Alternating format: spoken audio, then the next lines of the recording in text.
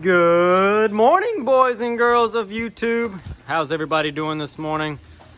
So we've already had an early day start on the Subaru, threw a shock on this thing. Realized it's probably gonna need some control arm bushings before it can go to the sale.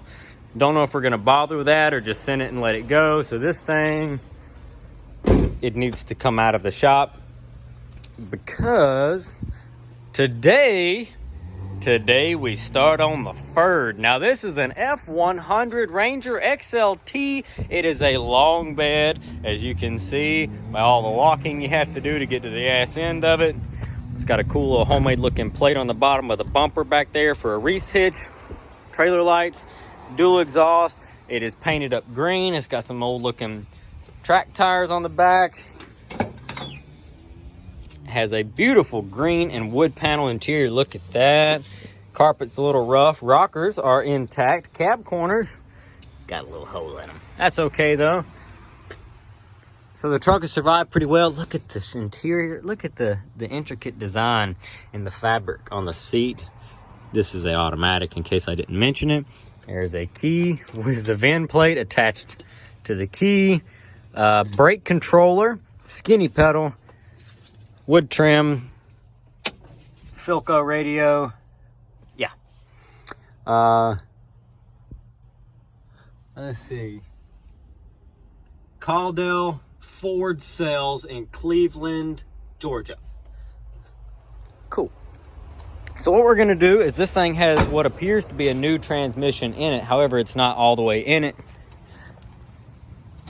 They kind of just sat it up in here. Now, sadly, they started putting a bolt in it, if you can see, and didn't get it all the way in right, and it broke an ear off the transmission. But I think we're going to be able to still use this transmission. We can fix that and put this thing back together. Now, we traded the 86 or 7 C10, the blue C10 that used to sit where that little black 3 Series car is sitting now. We traded it for this even. And I think this is a big block truck. I really haven't got to open it up. Look at the old school pushers on the front. Let's see if I can. I don't know if I can do it while holding the camera or not. Maybe. Come on, Jake. Ah. Dang. Hold on, I gotta set you guys down. Okay. Yeah. There we go. There's a big motor. Looks like we've got a new positive battery terminal on an old solenoid. Looks like we've also got a new battery lead. It's black, but that's just a double-ended to go to the starter, which I hope we have.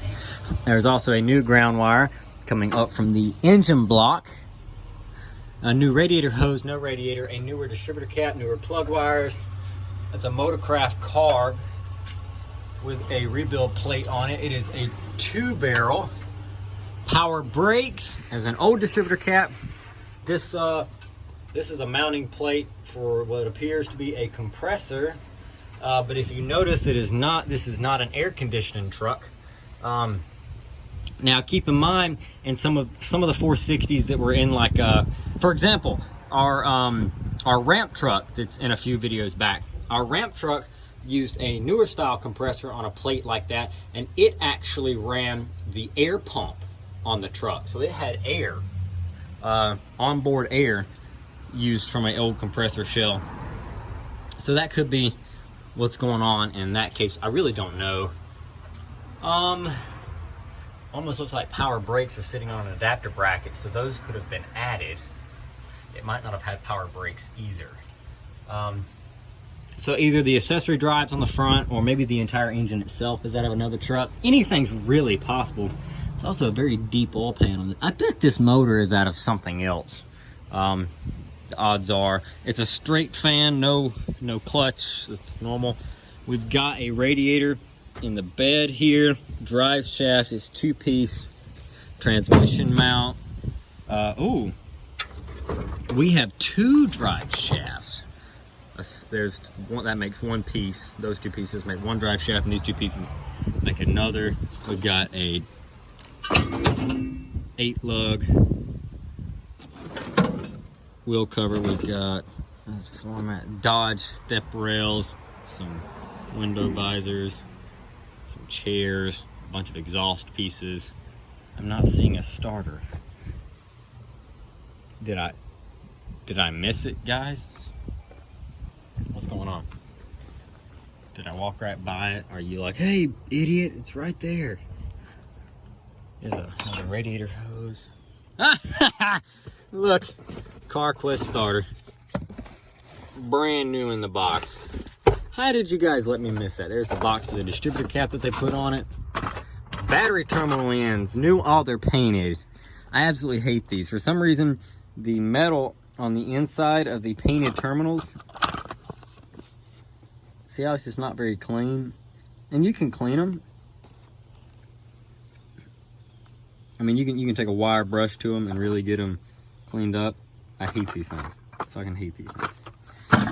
Just buy the standard metal terminals. You don't need to paint them. Don't buy those, they're cheap. And I can already hear the comment section typing with someone saying, oh, I've used them and they worked fine for me on my classic car and or vehicle that I own. So yeah, that's great. Everybody has an opinion. It's okay, buddy. It's okay. Comes with a free cup full of spark plugs. That's always cool. Oh, we about lost one.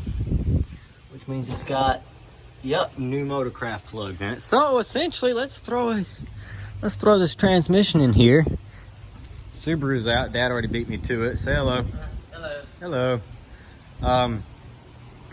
So we'll roll this thing in. See if we can't put it together. Maybe we can even hear it run today, right? Right. All right, so let's go get started on this old thing. Yeah. I think this rolled pretty easy. And it has brakes. So it will stop. Brakes are good. It's ironic, you know, this is almost just like the one we sent to Connecticut with Ben. If Ben's watching this, Ben, I got you another truck. You want another one? This one's an automatic. Same, almost the same color green. All right.